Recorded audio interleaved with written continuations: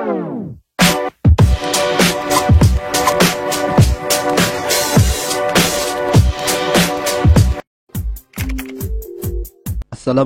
warahmatullahi wabarakatuh. Anak-anak semuanya dimanapun berada, alhamdulillah pada kesempatan yang baik ini kita bisa kembali lagi melaksanakan kegiatan pembelajaran secara online untuk mapel Al-Quran Hadis kelas 9 MTS semester Gasal. Kali ini kita akan membahas bab yang ketiga, yaitu menggapai keberkahan hidup dengan jujur dalam muamalah. Oke ya, kalian simak materinya dengan baik dari awal sampai akhir.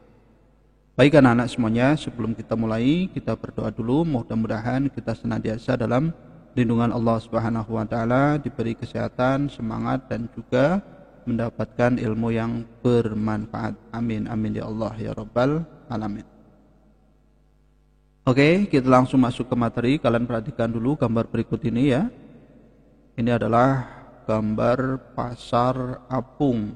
Nah, ini pasar yang ada dalam kapal atau perahu, berada di sungai. Ya, ini melambangkan kegiatan perdagangan di pasar. Kemudian ini ada gambar pedagang yang jujur. Silahkan kalian cermati dengan baik ya. Baik anak-anak, setelah kalian cermati gambar ini, silahkan kalian buat beberapa pertanyaan.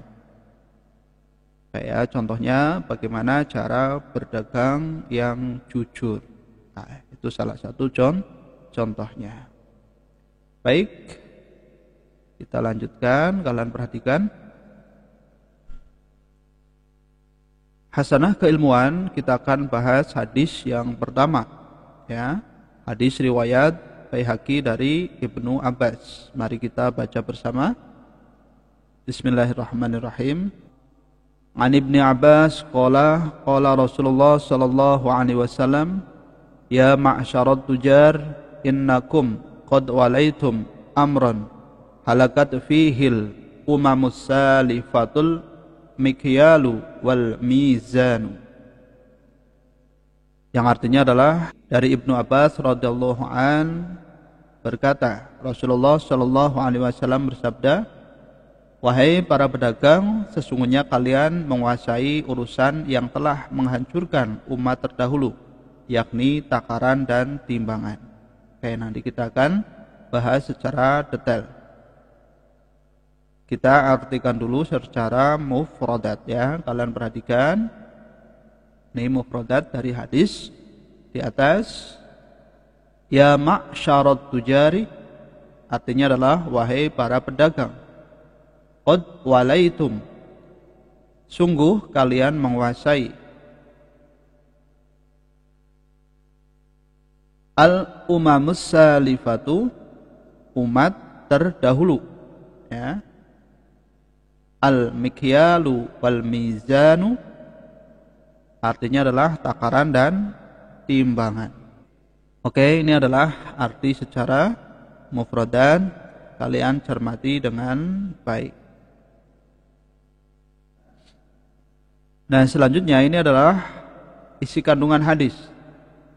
Hadis ini merupakan peringatan keras kepada pedagang untuk menyempurnakan takaran dan timbangan agar tidak binasa seperti umat terdahulu yang berlaku curang ya, dengan mengurangi atau melebihkan takaran dan timbangan.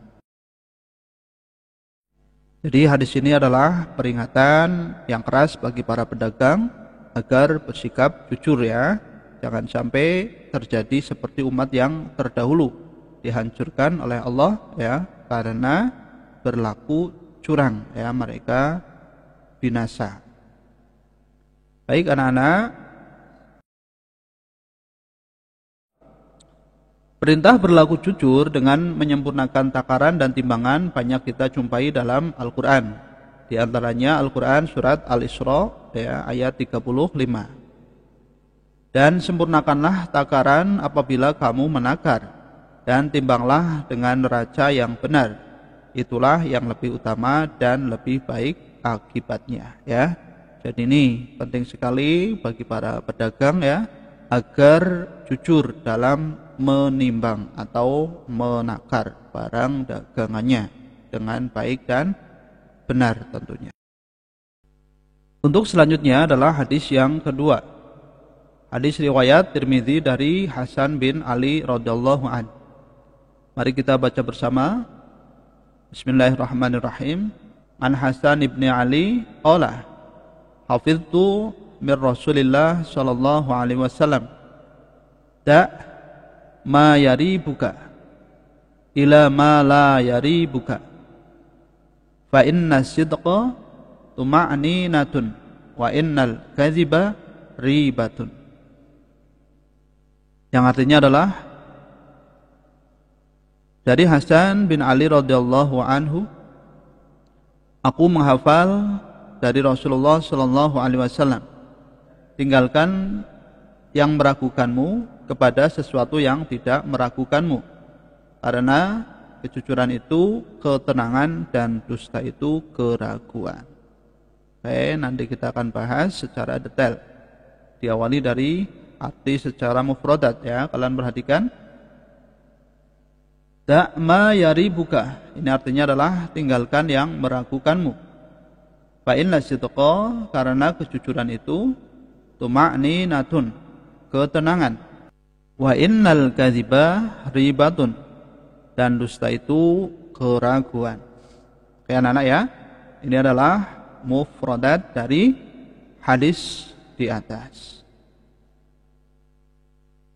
Selanjutnya adalah kandungan hadis. Kalian perhatikan.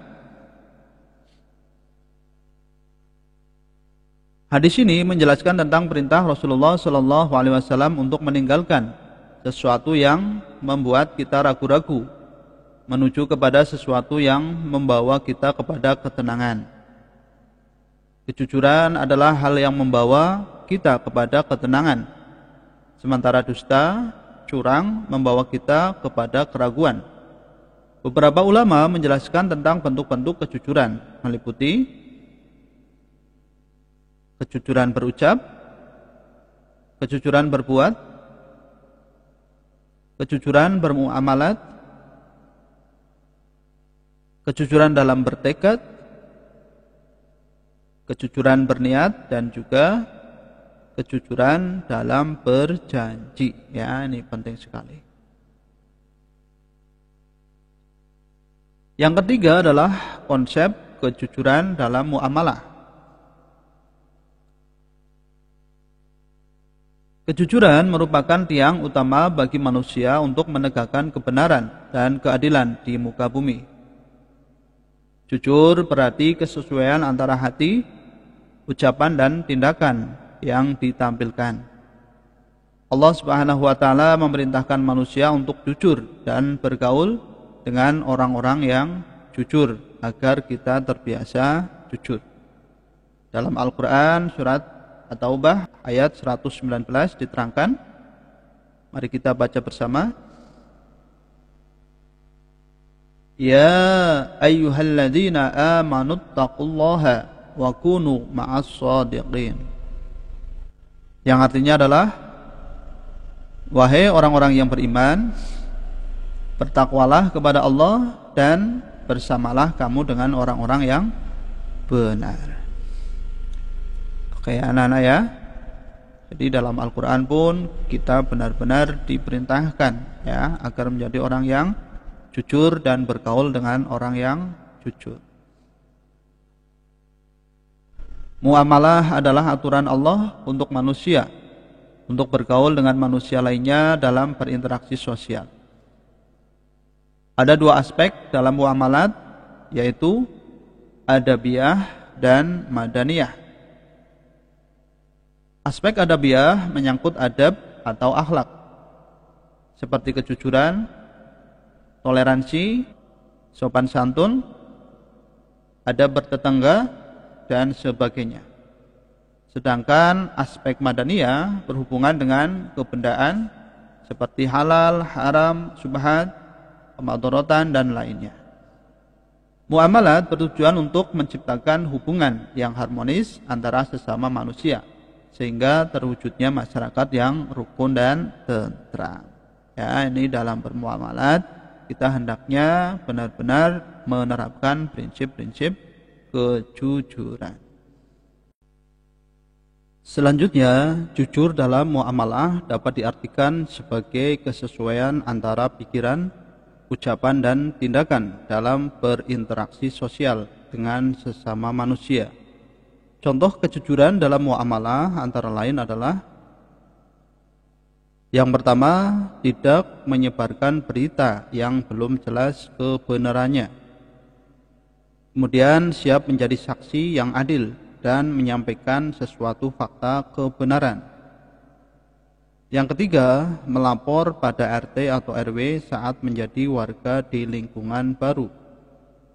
Yang keempat, tidak berbohong dan membuat alasan bila berhalangan hadir.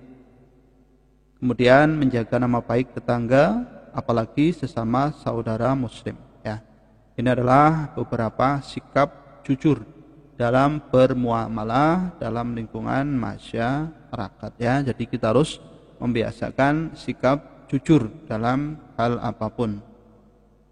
Nah, kemudian jujur dan amanah dalam perdagangan adalah memberikan informasi apa adanya terkait barang atau akad atau perjanjian yang ditawarkan. Tidak menyembunyikan cacat, kekurangan, keburukan, mengurangi atau menambah takaran atau timbangan, ataupun manipulasi data jika ada pada barang atau akad yang akan ditawarkan. Jadi ini adalah sikap jujur dalam berdagang. Ya, diharapkan ketika menjadi seorang pedagang, maka jadilah pedagang yang jujur dalam hal-hal yang berkaitan dengan perdagangan atau jual beli tentunya. Oke anak-anak, sampai di sini bisa dipahami ya. Baik. Setelah kalian cermati apa yang Pak Guru sampaikan dari awal sampai akhir, silahkan ini ada uji pengetahuan kalian kerjakan. Silahkan kalian baca, simak dengan baik, cermati, kemudian kalian kerjakan.